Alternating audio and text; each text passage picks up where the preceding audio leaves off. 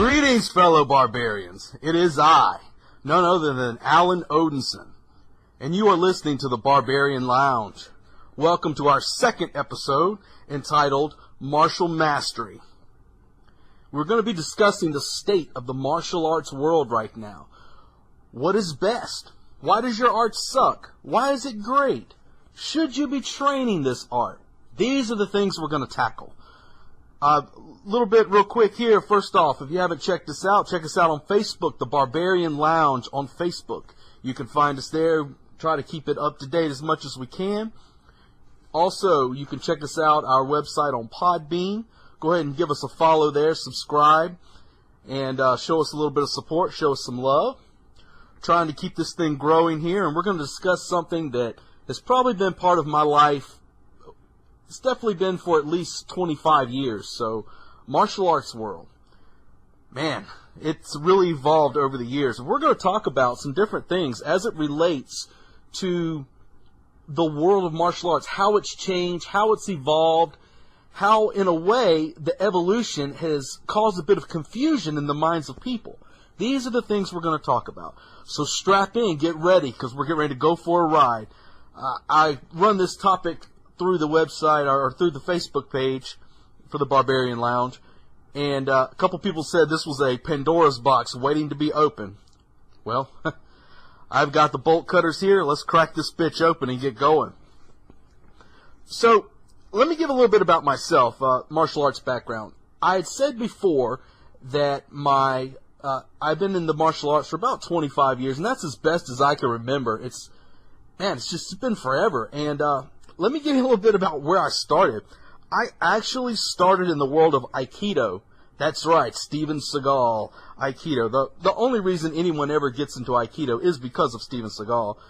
And, the guy's got a lot of ranking as far as it goes in the world of Aikido. Back in the day, if you look at some of the old Seagal footage, it's surprisingly pretty legit. This was actually before he lost his mind. But Seagal, when you used to see his randori test, which is basically you have like three black belts usually, attacking the guy who's going for his black belt. Three guys will be attacking him at the same time, and they're trying to grab him, and basically their goal is to wrestle you to the ground and hold you there so you can't do anything, but you're supposed to keep fighting while you're on the ground. And a lot of people think of Aikido and they go, wow, that doesn't work, blah, blah. I'm going to talk a little bit about that later on. But why did I leave Aikido? Well, honestly, it was because of the UFC. UFC 2. I don't think UFC 1 was out yet. I went to the local VHS store. Yes, I'm that old. Went to the local VHS store and grabbed a copy of UFC 2, that big tournament. And I watched this thing, and I saw all these grapplers, Hoist Gracie, Remco Pardue, that's right, Remco Pardue, the judoka, the big judoka who elbowed Orlando Veet half to death in the Dome. I watched these guys, and I'm like, man, Aikido's a grappling art, but we don't really go to the ground. So my next class, I go up to my instructor, and I say, Sensei, what do we do? What do I do when the guy takes me to the ground? He looks at me straight-faced, and he says, you have made a horrible mistake if you end up there. No shit. Thank you very much for that bit of enlightenment. But what do I do? He had no answer for this. So I felt in that situation, it was time for me to move on. So I sought out another school, and I found Columbia Martial Arts Training Center here in Columbia, South Carolina. My Sifu there was, I called him Sensei for a while because I was just used to it. I mean, he was teaching us a Japanese style, but he wasn't really big on stuff like that. So you could just saw, his name was Sifu Mark Mills, but we were always just like, hey, Mark. He was that cool of a guy. No belt system, the way he taught. He did not give out rank at that time. He was in a small building with a carpet-covered floor. We didn't even have mats. It was crazy. It was a very small, almost like a storage place. And so he was teaching. He wasn't teaching Brazilian Jiu-Jitsu. You got to keep in mind, Brazilian Jiu-Jitsu was still very, very, very young in the world of martial arts at this time. But he actually taught shoot wrestling. And for those of you who don't know, shoot wrestling It's basically the Japanese version of submission wrestling at the time. You see any of the old Pancrase fights with Ken Shamrock, Masakazu Funaki, Minoru Suzuki, Boss Rutan cut his teeth in that art.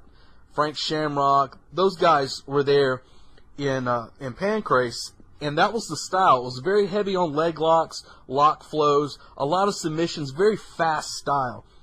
And, of course, this was the style that Ken Shamrock was practicing when he took part in those UFC events. So I was pretty much sold. I got in there, did a class, and I loved it. It was really good stuff. But one of the things that was really great about this particular school, and it still is, I love CMATC. They'll forever have my debt of gratitude towards them. I always send people there. But the great thing about CMATC and my instructor was the fact that he taught shoot wrestling, he taught the Filipino martial arts in Kali with the stick and blade work, he taught Muay Thai, and he taught Wing Chun. So this was basically like a Jeet Kune Do, Jun Fan type of school, but he taught each art separately in separate classes. So you could go to this school and learn every single thing and all ranges of combat that you needed to learn in one place. I mean, what school has that anymore? Very hard to find, especially back when I started in the early 90s. So with CMATC, it evolved from there. We did some grappling tournaments, and when I started, let me tell you, the grappling tournament world, there was no such thing as all of these the rules and stuff that you can't have. Case in point, we were trying, in my very first grappling match, I was maybe 15 or so, 15, somewhere in that range. Our first grappling match, I go up against this guy who's much bigger than me, older than me, and I'm mopping the floor with him. At the time, they didn't even have points in these tournaments. It was basically like you had 3 judges, and they just kind of went, yeah, that guy won. So I'm going with this guy, man. I'm mopping the floor with him. When he ends up getting a position will change on me and gets the mount position. Well, he realizes he's dealing with a bull in a china shop, so he latches onto me. And he's just going to hold me and ride that clock for as long as he can. He does not want to let the bull go because the bull is going wild. I do not want to be controlled. So I'm trying to get loose, and they had a set of rules, but I had asked them before, what basically this is the list of rules. Anything that's not on the rules is legal, correct? And they're like, yes, that's the fact. Well, I think what they didn't know is I always grew up watching pro wrestling, and I was always a fan of the heels, you know, Ric Flair, Arn Anderson, those types of guys. So I'm in the mount position. This guy's pissing me off because he's riding the clock. So what do? I reach up, and I grabbed a handful of hair on this guy. He didn't have much, but he had enough for me to run my fingers through.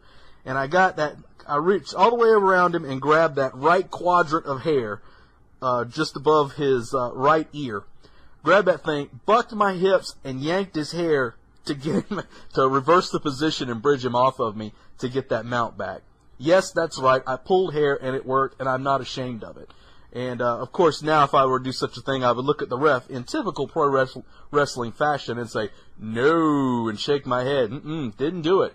But everybody saw me. The crowd went, oh. When I did it, I didn't give 2 shits. I would have done it again because that clock-riding bastard was trying to steal out a win, and I wasn't going to allow it. So, you know, and we were I remember in one of the tournaments, I escaped an armbar by spiking the guy on top of his head. Like, I mean, it was brutal. The crowd gasped, but it did escape the armbar. I mean, my friend Brian Smith, shout out to Flash there. He was doing the Rampage Slam before Rampage was even thinking about getting into grappling. I mean, he was 150 pounds. At the time he was benching like 350. He was just a monster, and he would just take these guys and bounce them up and down off the floor. So the grappling world was really interesting. Went on from there, and I actually got my first fight. I guess now it would be called MMA. I got my first MMA fight at the time. But at the time, it was we still called it no holds barred, the non-PC term for it, because in this thing, it was basically no biting or eye gouging were the rules. There were no gloves. There was no nothing. I was, I believe, 16 or 17 years old. Growing up, I wasn't like a kid that got in fights all the time, so this was something that's kind of new to me. So I go to this event, and we're in a high school gymnasium. They had the floor matted down, the best I can remember. I'm not even sure there were connector mats at the time. It's kind of vague in my head.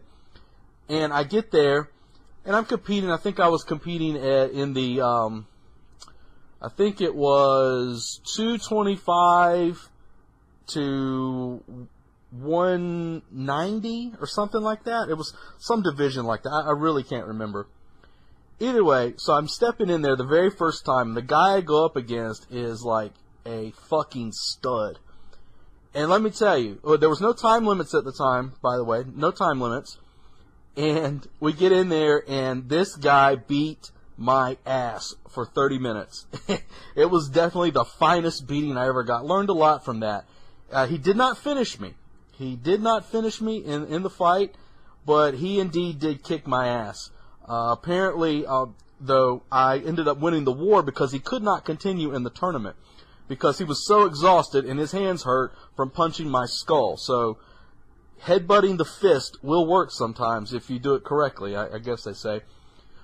But I don't even think anybody knew we were actually doing a MMA thing. I think they thought it was a grappling tournament. Then the first match, this guy, they touch hands and walk out, and the first guy punches the dude in the face, and it's like, oh, shit.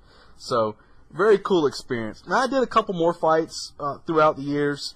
Wasn't really super into it. I mean, it was okay, but wasn't quite my thing. I did some boxing, some tough man, as well as some pro boxing. That was pretty cool. I enjoyed that. But I've always been a student of the arts. I've studied the weapon arts, of course. I've studied a lot of the different grappling arts. I've fallen in love many years ago to catch-as-catch-can wrestling. And I got into that, perfectly honest with you, not hiding anything. I got into that because of a guy out of Chicago named Tony Cicchini.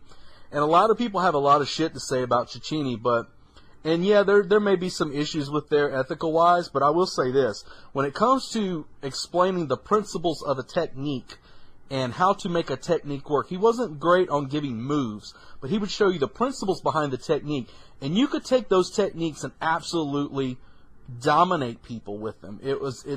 I will say that my grappling style completely changed, and I actually really started winning tournaments just from watching Cicchini's material and speaking with him a little bit on the phone. For him to lay out these principles for me, it was very different. And a lot of people think that catch wrestling is just your ordinary grappling style, it's submission wrestling. It's very different. If you have a guy that really can break it down for you, catch wrestling is very, very different. One of the tournaments I did, I actually won shortly after adopting catch wrestling, the principles behind it. I competed in the tournament, beat my first guy. He was a monster, too. The guy was on my back going for a rear naked, and I used a move that we used in catch wrestling known as a shin lock.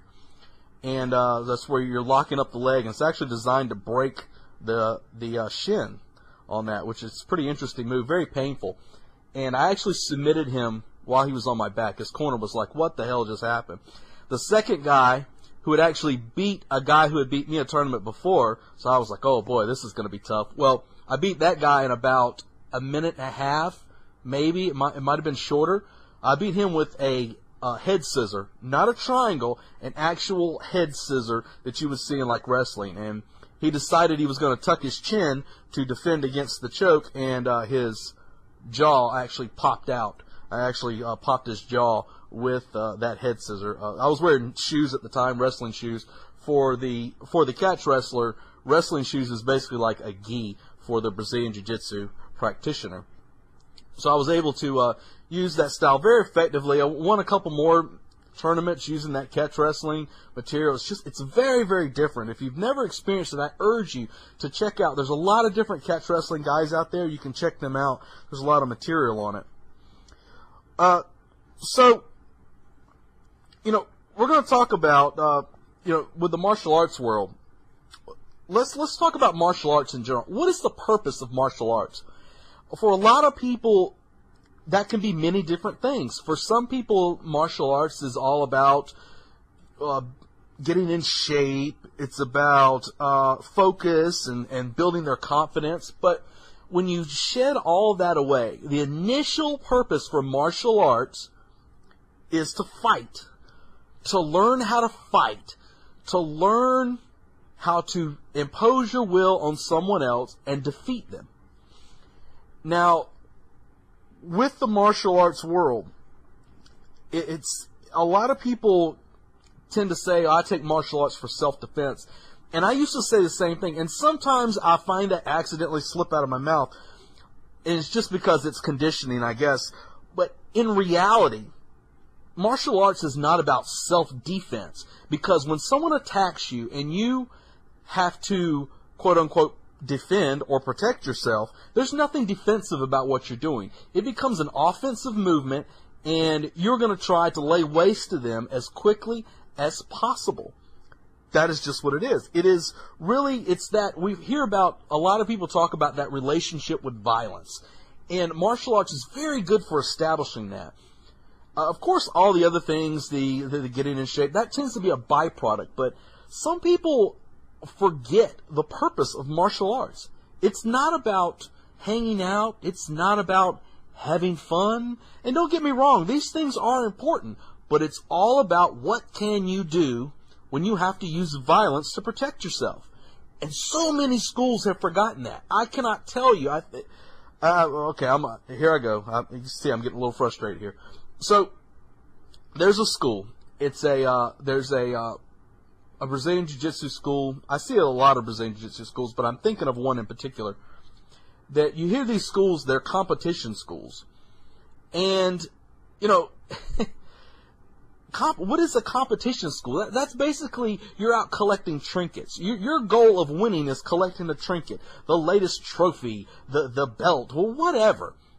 You know, the belts have always got me because my instructor, like I said, he never give rank. Never once. We never knew who was ranked what. The only time you found out is when you locked up with him because we were wearing shorts and t-shirts half the time. So I've never been big on rank. He never, ever, all the years I trained with him, he never give out rank. And I love that about him. But these competition schools that are out there, they say, oh, you know, we start on the ground. We start on our knees, or we start here, and they never, ever, ever work any takedowns. What the actual fuck? I mean, think about it. And to call yourself a self-defense school, what is there? I guess it is defensive if you're falling to your ass automatically, but I mean, what is this? You're going to actually market what you do as a martial art when you're crawling around your ass? Maybe that'll work if you're Ivar the Boneless or some guy with no arms, with nubs for arms and nothing below the knees. But let's be honest here. If I drive by your school and all I see is the top of everybody's head through the window, you need to seriously reevaluate what it is you're teaching and call it what it is. So, you know, I'll try and get off of that rant there because I could go on with that forever. So let's talk real quick about, different types. I tend to take the martial arts world and chop it into two types. I'm sure you could break it down even further than this. But basically, I lump it between mixed martial arts and the traditional or historical martial arts. But I'm going to start with mixed martial arts because most people are familiar with the term. Everybody knows about the UFC and everything. And so everybody knows that. So mixed martial arts. If you trace its roots, naturally it goes back to pancration that the early Greeks were using during the Olympic times. They used pancration, and it had basically the same rules as that first UFC. No biting or eye gouging. Except for Sparta. Sparta was like, those guys, no biting or eye gouging, you fucking pussies. No. Biting and eye gouging is allowed in Sparta. So, you know, I guess that was the way they did things. So Spartans weren't allowed to play with everybody else just because they like to poke your eyes out and then bite your face off. So I think that's important, though. Those techniques are quite valid, if you ask me. So then we go to our UFC days, the Ultimate Fighting Championship. That's where most people know the style of mixed martial arts from. And the rules initially were very much the same as pancration, no biting or eye gouging. But I think it was more of a case of no biting or eye gouging was encouraged. I think that was the case in those where they would fine you if you did those. But the UFC was established by the Gracie family. They basically came in and created this to showcase the effectiveness of Gracie Jiu-Jitsu. In essence, UFC was really a gigantic commercial for the Gracie family, and it worked very, very well. You had a lot of really good fighters. It changed my perspective in a lot of these styles, because I started seeing this little guy in Hoist Gracie go in there and start submitting all these people and taking them down. I'm like, well, what the hell am I going to do? It really introduced the dominance of ground fighting and what Brazilian Jiu-Jitsu could do. But the mistake that a lot of people make when they see stuff like this is they say, okay, well, Brazilian Jiu-Jitsu is the dominant style. But you have to understand, it is indeed a dominant style against one person in a cage with the referee. So you have to take it into perspective as to what you're seeing. But when it comes to those three factors, style versus style, in a cage, nobody else jumping in, nothing else going on, yeah, Brazilian Jiu-Jitsu is very tough to beat. And you saw the dominance of the ground fighter, the wrestler. Then you had the evolution of the NCAA wrestler who would come in there, these giant gorillas roided out of their minds, like Mark Coleman, Kerr, Randleman, Tom Erickson. These guys were coming in there and just mopping the floor of people. Dan Severn, who wasn't roided out, but Dan Severn was coming in there and mopping people up as well, just pounding them. They would take them down and just pound them into oblivion. Not a lot of submissions, but they could smash you. And naturally, you had your Sambo guys as well who would come in, Oleg Taktarov, Igor Zinoviev, those types of guys. So we saw that evolution. And, it set that precedent for the ground fighting is dominant. What are you going to do? Every time you try and throw a kick or throw a high kick, the grappler is going to take you down and submit you. These were the things you had to worry about. And everyone just started training grappling. Well, then you had a guy come along who changed the game by the name of Maurice Smith. Maurice Smith doesn't get enough credit for what he did for the world of martial arts. He really changed it.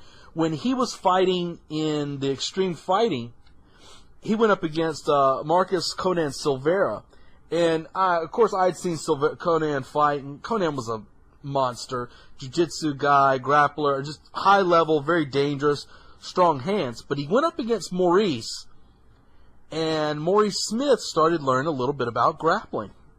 He learned how to do a couple bridge escapes, some sprawling. So then you started seeing Maurice having the ability to defend against the grappler, started opening up with kicks. And lo and behold, out of nowhere, world champion kickboxer Maurice Smith kicks Conan in the head, and the martial arts world went crazy. And, of course, that moved on to guys like the head kick killer, Mirko Krokop. Championship kickboxer, learned how to sprawl to defend the takedown, and started kicking people's head off. Everybody was getting knocked out with the same move, left high kick. You knew it was coming, it was going to happen. He hit you, that leg would send you to the morgue. So then we started seeing this evolution, and then the guys started training everything, and you developed this prototype MMA fighter. And all the way to the point where you had guys now, modern days, GSP, George St. Pierre, you got Anderson Silva and Conor McGregor, all these guys now who embody all of these different styles of martial arts. But it's always important to understand exactly what you're watching when you're watching MMA. It is a excellent style and a great thing to pattern yourself out of, pattern yourself by. But understand what you're watching. Know that, yes, they're in a cage with rounds. Nobody's jumping in. A referee to save you. And it's one-on-one. This is what you have to think about. Don't make the mistake of saying, I trained MMA, so I can go out on the street and handle myself. In most cases, you probably can. But don't get it twisted into what you're doing. And that's going to bring me to the next thing, traditional martial arts or historical martial arts. These are your styles like karate, kung fu, the Japanese jiu-jitsu, judo, aikijutsu, And even catch-as-catch-can wrestling can fall into this category with some of the legends of that world. But this idea came from the world of MMA that karate and kung fu and Japanese jiu-jitsu, that these styles didn't work. They were no good. I mean, you're not gonna be able to if a guy punches you, you're not gonna be able to hit a bong sao and then be able to counter him back with chain punching. You know, that's just an example I can think of right off the top of my head. Or, you know, you're not going to be able to wrist lock a guy and throw him to the ground, all this stuff like that. This is where people were thinking. They were like, these styles are effective. All of these years, these styles have been taught as an effective martial arts, and they're not effective. You're wrong. And I'm going to tell you why you're wrong. You have to put it into its context. What was the purpose of these traditional martial arts? Their purpose was warfare. Their purpose was survival. It was not some young man competition to where we go and we're going to see who the toughest guy is today. That wasn't the idea. The idea was, I'm going home tonight. So this is what these people were thinking when they were in there. And so you say to yourself, well, if the style's not effective, they're going to die anyway. Well, history and tradition will prove you wrong, because the Japanese samurai culture, they've proven throughout the years that their styles are quite effective. They're quite effective because that culture lasted and still lasts for quite a while. So why would the samurai, why would all these different Japanese styles practice these arts to such an extent if it wasn't any good? You think these guys never got into any scuffles or got to train their arts? The same with the Chinese. The Chinese martial arts with your wushu and your kung fu and the styles like that, these things were used. They were used in warfare. So how did it work? How in the world are these people using an inferior style, yet still having this ability to win war? Also, it would be wrong of me not to include styles like the Indonesian styles, the silat, and arts like that, because those styles fall in the same category. But you hear the same thing. Oh, that'll never work in the cage. Well, it's not designed for the cage. So we have to understand what we're looking at here. So I'll give you an example. Let me think. I saw something many years ago, and I trained Aikido for a while. I saw something that changed my perspective dramatically on Aikido. And it was a book. It's one of those books that I read, but I wish I owned. I can't remember the name of it to save my life. But in this book, it talked about Aikido, how it was designed to be used. And it was more of an Aikijutsu, which there is a difference between your Aikido and your Aikijutsu. It was more of an Aikijutsu feel to it, but they explained how these styles were used in warfare. If you take a samurai, he's got his sword on his side, and he's going to draw his sword. Well, let me flip it this way. In Aikido, one of the main things people say is, oh, if the guy grabs your wrist and goes to turn and do this move, you just let go. Okay? Or if he grabs you by the collar or two-hand grab, why would somebody walk up and two-hand grab you by the wrist if they're not going to, if as soon as you go to move, they're either going to punch you in the face or let you go, or however they want to word it. So, now let me give it to you in perspective. Take that same instance and put it with a samurai. Take your samurai who's about to engage somebody, and he goes to draw his sword, and the guy reaches down and grabs his wrist to prevent him from drawing the sword. What does he do? He could punch him in the face, but a lot of times in Aikijutsu, the move starts with a punch to the face or a kick to the nuts or something. It's pretty funny if you've trained in Aikido, then you meet somebody in Aikijutsu, it's like, holy shit, this move works so much better when I punch him in the face first. So, now, the idea of doing this move while a guy's holding your wrist becomes very important, because he's not going to let go of your wrist. And so what? If the guy lets go of my wrist, guess what happens? I pull my sword out and I cut him. I stab him. Very simple. So he does not want to let go of your wrist because he does not want to die. The whole goal is for you not to get your weapon out. Now take that to modern days with a handgun. I'm trying to draw my handgun out, and a guy grabs my wrist because he doesn't want me to be able to get that handgun out. What do? Is that not the same thing as me as a samurai trying to draw his sword and then preventing it? So you see these things in perspective. All these things start making sense, because the whole idea that people always told me, I'm like, here, do a wrist grab. And they're like, well, if you go to do that, I'm going to let go. Well, now the perspective changes when I put a weapon in that hand, because if you let go, you die. I don't need my Aikido anymore. So we have to understand the perspective in which these moves were designed to be used.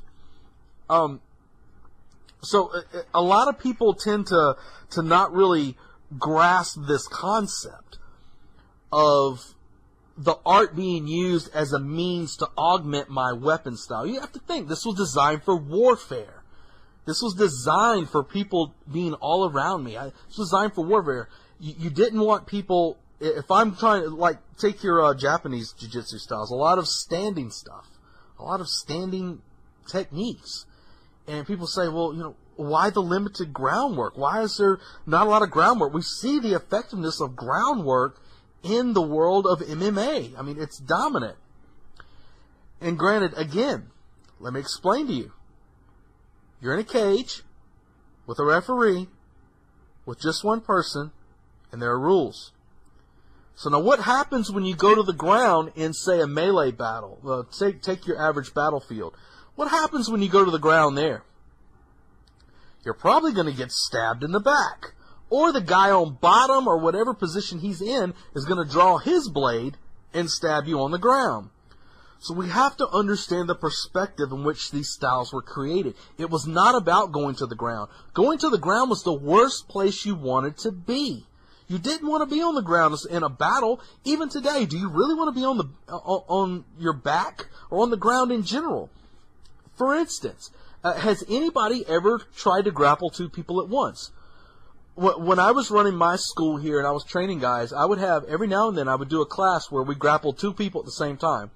And I would preface it by saying, okay, you're going to grapple two people at the same time, and you're going to lose. I want you to fight as hard as you can, but you're probably going to lose this fight. And typically guys would fight because it was just grappling. Because what happens is you end up, while you're focusing on one guy, there's somebody else on your back. You can only do so much. So it ends up becoming more of a test of will as opposed to a test of skill. I mean, I had guys who weren't very skilled at all who could submit me with my experience just because of the sheer numbers game. So you have to understand this idea when you get into this idea of, I'm going to grapple and hold the guy down or whatever. Well, while you're on the ground in the mount on the guy, maybe he slips a blade out and stabs it in your side. Maybe he doesn't. I don't know. Maybe you do it to him. Who knows? There's so many maybes that can go in there, but like I'm saying, with the traditional martial arts, you have to understand the perspective in which the style was designed. There was a lack of rules. It was designed for warfare.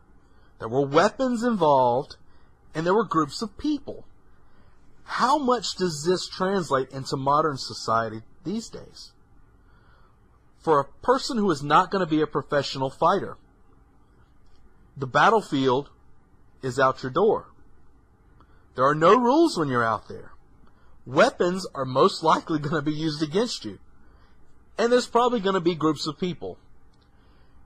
And granted, maybe not, but one of these things are going to fall into play. So when you start focusing on groundwork, these are the things you got to think about. Are you going to get punted in the face from while you're in the mount position? Are you going to get stabbed in the back, stabbed in the neck? You don't know.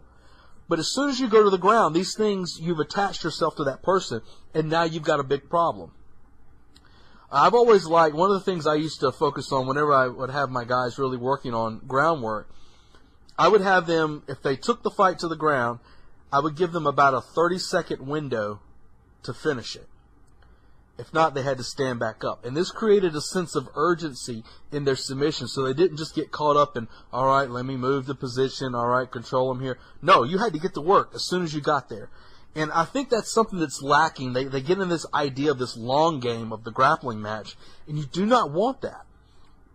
So, with your judo style, your judo, and yes, the Japanese, they had judo, they had Japanese jiu-jitsu, but if you notice, a lot of their stuff is standing. Even when you throw the guy, bounce him off the ground, and you're trying to submit him as fast as possible. Sometimes from the ground, a lot of times from a standing position. And the reason is you didn't want to get caught. Even if you take your Muay Thai, the prototype stand-up style for MMA is Muay Thai. If you look at your quote-unquote sport Muay Thai versus the Muay Boran, which is the traditional martial art version of Muay Thai, it's still effective, but if you watch the moves, they're designed to finish things quickly, brutally, violently, and it's very different. The idea behind, the mindset behind the art is very, very different.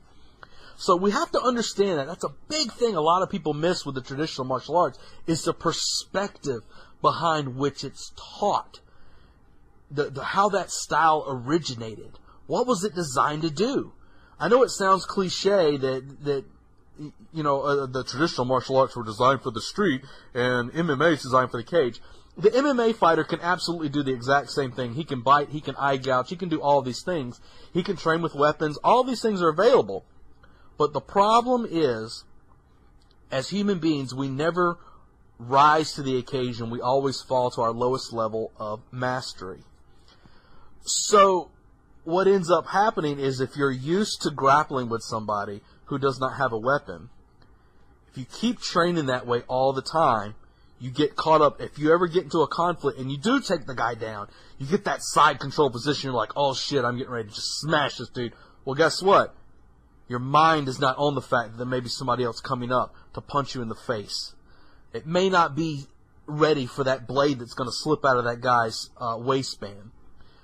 And yes, a lot of people say, well, we train for that, we train for that. It's bullshit. If you are not practicing for these things regularly, you're going to fall victim to them as soon as that stress hits you. Now, there are exceptions to the rules, of course, but we're talking on averages here.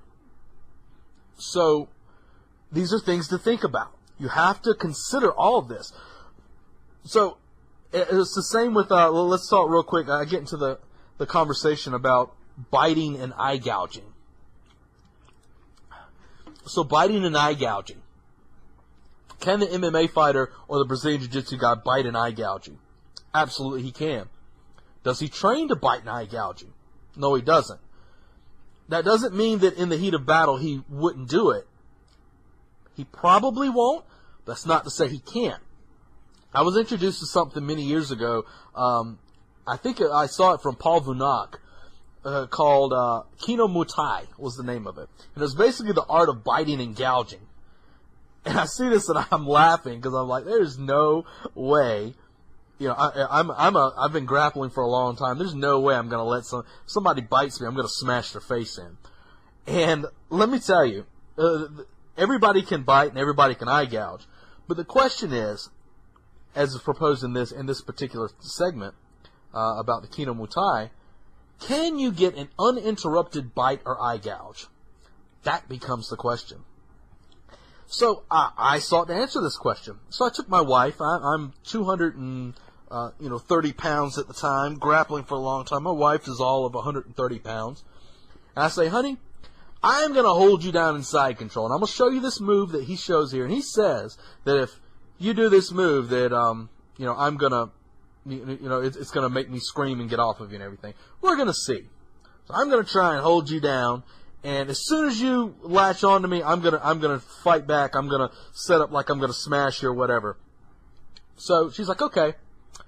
So we get in this position, and it was a side control escape.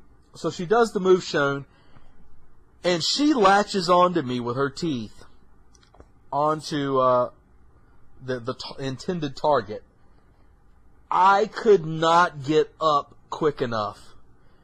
And when I did manage to pull loose, I heard her teeth actually go and click together.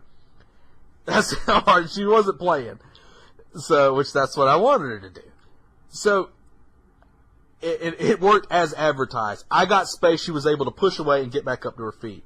And let me tell you, I was dumb enough to try it several times, and I had different ideas about what I can do to stop. Let me tell you something, son. I made sure that my ass got away every single time. Because the uninterrupted bite is no joke. It's no joke. It works. The whole idea behind that was to turn somebody with black belt skill into a white belt level with their control. And let me tell you, it's bad. It's the same as like a guard pass. Let's take a street guard pass versus a in the gym guard pass. And granted, anybody can do what I'm getting ready to tell you, but I remember seeing this again from Paul Vinok. So let's take the guard pass. I posture up. How do I pass?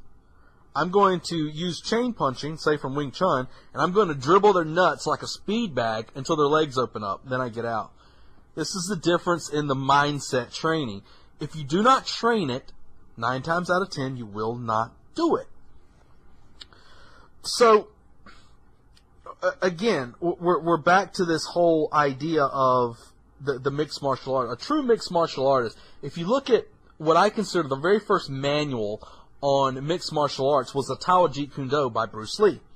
It is an absolute manual of how the modern MMA fighter should be built. However, Bruce Lee did include eye gouges and all these certain things like that.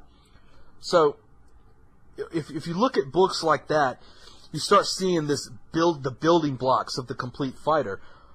But also understand that there are ranges that are outside of ranges of the kicking range, which is considered one of the furthest ranges out. You also have your weapons range out there as well. So, and now you're starting to see, we've seen this world where MMA has now become a style almost. If somebody looks at me and says, I train MMA, what do you think? Well, for me, I think they probably train Muay Thai, Brazilian Jiu-Jitsu, and probably a little bit of wrestling. That tends to be the prototype MMA fighter. But what are we seeing now? We're seeing this, we're seeing this evolution. We're seeing the guys coming in. One of the guys I think of right off the top of my head is a guy like Lyoto Machida. When Machida came in, nobody knew what to do because the guy's not going to stand in front of you and get punched. He's going to use angles. He's using very fast movements, that karate style. So guys couldn't find anybody to spar with to face a guy like Machida because everyone does Muay Thai and Brazilian Jiu-Jitsu. And the same thing happened with guys now like Stephen Wonderboy Thompson, a South Carolina boy. Stephen Wonderboy Thompson's the same way. Sport karate, very different. It's hard to find people, high-level sport karate, very tough to find people who can emulate that style. Ronda Rousey, in a sense, with the judo. It's very hard to find somebody with that level of judo who can do what she does and have that sort of aggressiveness. Conor McGregor, you could even throw Crow Cop in there. Was kind of a hybrid style. He was very different. He wasn't going to grapple you.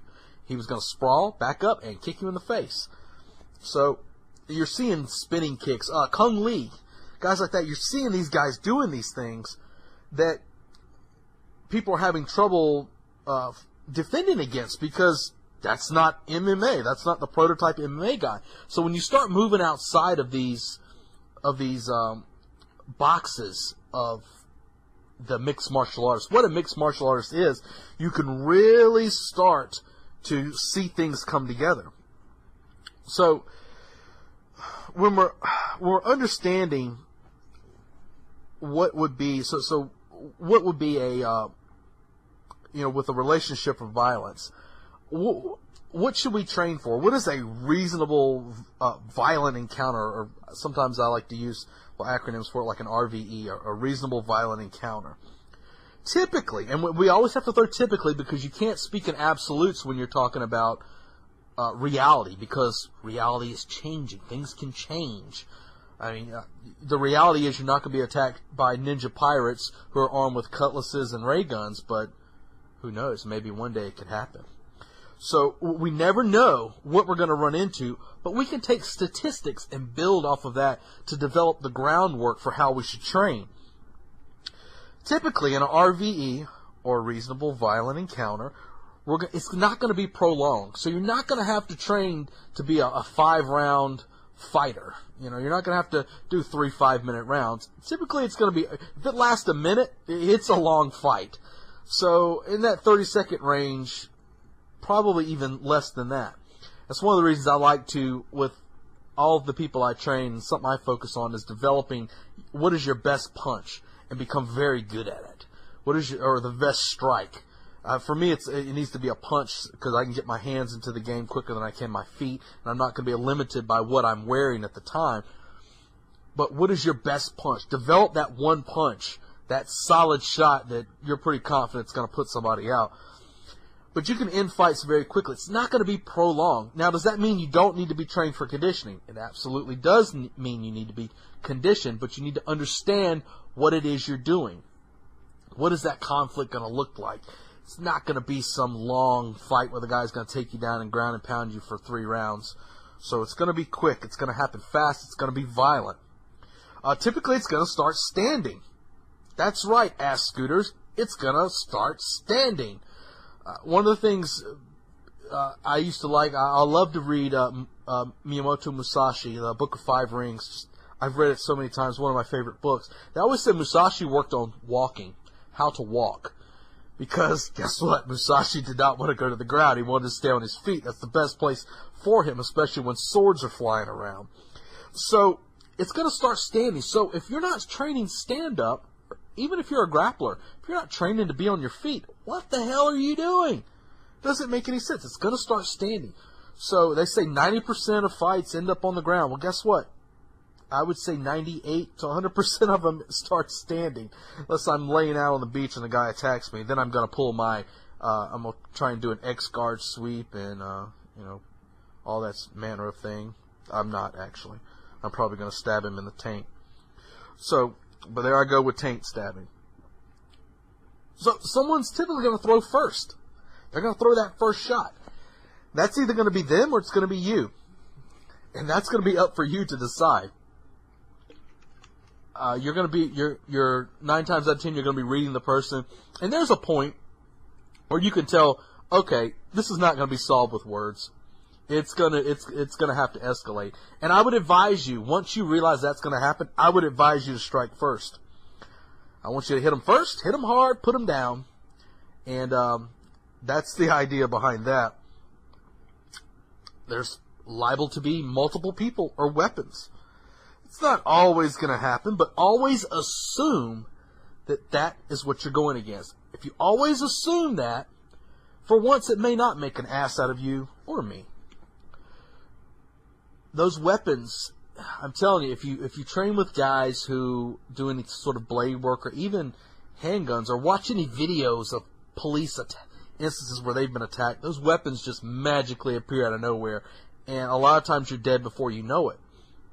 So always assume that's there. If you always assume this, your mind is always locked into that mindset of what it is you're doing.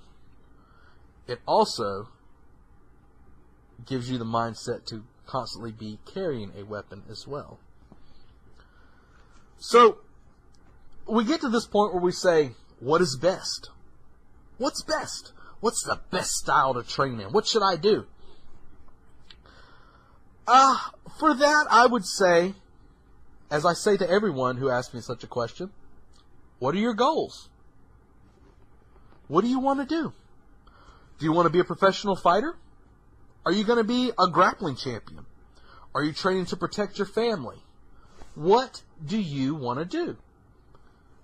If you're not going to be a professional fighter, then I wouldn't advise you to train for 5-minute rounds.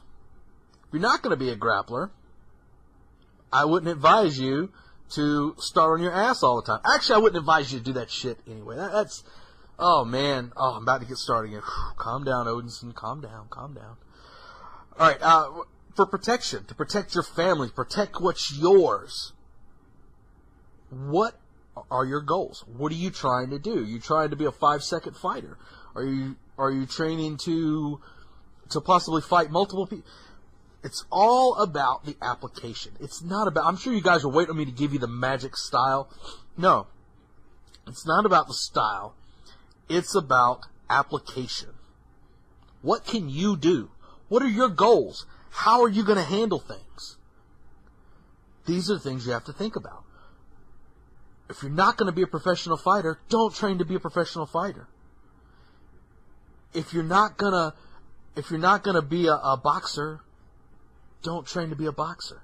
I mean, these are the things that so many people miss in the world of martial arts. You need to train weapons.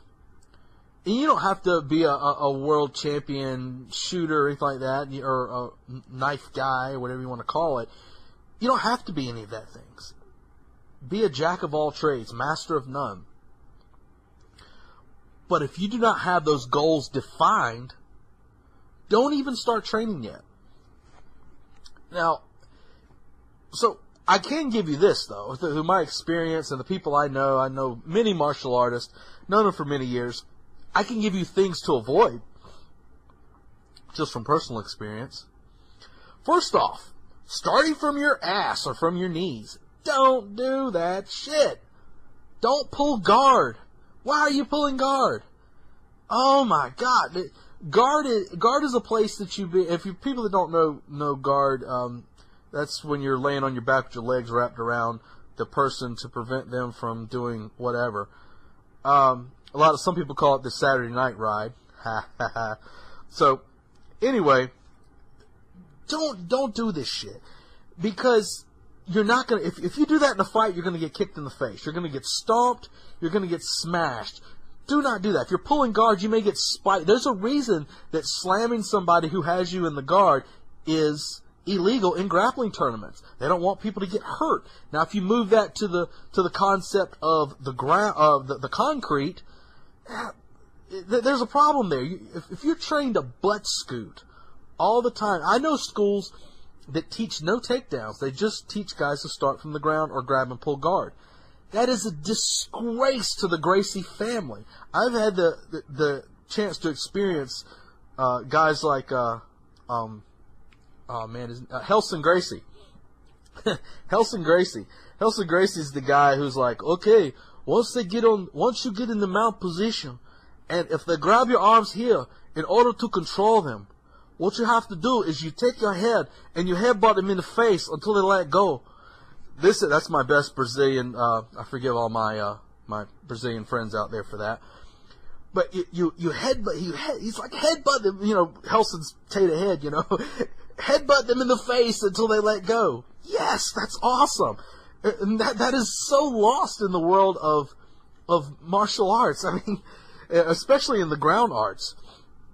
So the Gracies wouldn't have wanted that, and you don't piss on the legacy of Brazilian Jiu-Jitsu by starting from your ass all the time.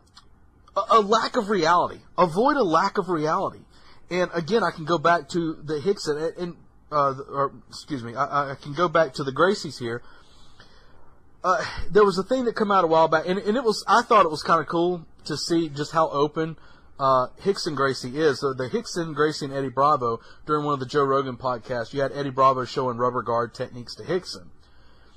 And one of the things I noticed, and I don't know if a lot of people pick this up, you see Hickson's being a good sport. He's got a lot of problems with his body now. You see Hickson being a good sport and letting Eddie show him this and that. If you notice at one point, you can see Hickson's back leg. He starts simulating knees to the groin and spine of Eddie Bravo in this position. And when I saw that, I'm like, yep, that's a guy who's seen some shit and been through some shit. And the reason is while you're doing all this funny rubber guard shit, you could be kneed right in the balls. And let me tell you something, you're going to stop holding on to your leg and unpretzel yourself really quick when somebody knees you in the balls, or they knee you in the coccyx. Let me tell you this, this is just a side note real quick. I have seen people KO'd from a knee to the coccyx. The idea behind it is that if you knee them, if they're standing up and you knee them straight up into the coccyx, it causes, think about it, that's the base of the spine, and it goes all the way to the top and connects in the brainstem into the brain. Think about the shock you can deliver up the body with that. I saw a guy one time, he had the guy in like a body lock, and he walked up, he had him, and he kneed him straight up into the coccyx, and he pushed him away. He was trying to break the position, and the guy went, oh man, and just passed right out and hit the ground. Damnedest thing I've ever seen in my life. But a knee to the coccyx can put somebody out. And knee to the groin will change your idea about making your guard all rubbery. So you got to have that lack of reality. When you see these guys showing you all this crazy bullshit and all these things, and there are things in a lot of styles that do work. And also things that you see is just completely ridiculous. The Sistema, which is practiced by, everybody's like, oh shit, he says Sistema. was practiced by the Spetsnaz, but Spetsnaz also practiced Sambo, so let's not get that twisted.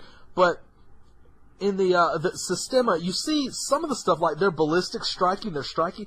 I use that, and let me tell you, you can ask anybody who's felt it. That shit works. But the turning your body into a spaghetti noodle to avoid being stabbed and stuff, like, come on. I mean, there's a lack of reality there that you have to really say, come on. I mean, I've been in the knife world, and I am a quote-unquote knife guy. So you see this, and you're like, oh, give me a fucking break. I mean, I was born at night, but it indeed was not last night. Make sure you have a competent instructor. That seems to go without saying, but you see these instructors who are really, if you got an instructor who can take a move and break it down, and you see him break it down to its individual pieces, then you can go, oh man, this guy knows what he's doing. But one of the things that I always look for in an instructor is his ability to roll or spar with you. Rolling is, for people that don't know, in your grappling world, that's when you do free grappling. You're trying to submit your partner. So, is he willing to roll? Is he willing to get in there and put the gloves on and spar with his students and really back up what he claims? That was one of the things I always enjoyed about my instructor, Mark Mills, out of Columbia Martial Arts Training Center. Sifu Mills always got out there and backed up. He was a small guy, 150, 55 pounds, 5'7", 5'6", somewhere in that range. Older guy, and he always got out there with the young guys, and there was never a point where Sifu Mills did not glove up or put his mouthpiece in and nut up and get out there and train with all those guys. And he backed up everything that he taught. If you saw it taught, you saw it fought. Plain and simple. And always look for that in your instructor. Don't look for this guy who's going to sit there cross-legged and tell you what you're doing wrong, but he's not going to get out there and actually back up what he's saying. Another thing is you want to avoid training only against your style. A lot of people in the martial arts world, give Kung Fu, Wing Chun, or whatever, they give it a bad rap. And they say, oh man, that stuff doesn't work in a fight, you're not going to be able... They don't understand really what they're seeing in a way, and they look at it a little too, one-dimensionally. But a lot of times I find, in my experience with training with guys in, Kung Fu arts, is they only train to fight other Kung Fu guys. They only train, you get your karate guys who only train to fight other karate guys. So you get this habit of thinking about so you get this idea of what the attack is going to look like. It's going to look exactly like I train. There's a difference in blocking a vertical fist versus a horizontal fist and a punch. So you want to avoid these things. Don't get in this habit of training only with your style of fighting. Don't be that guy who's the karate guy that only fights karate guys. Well, what happens when the karate guy goes up against a judoka? Alright guys, due to time constraints, we had to cut this episode slightly short.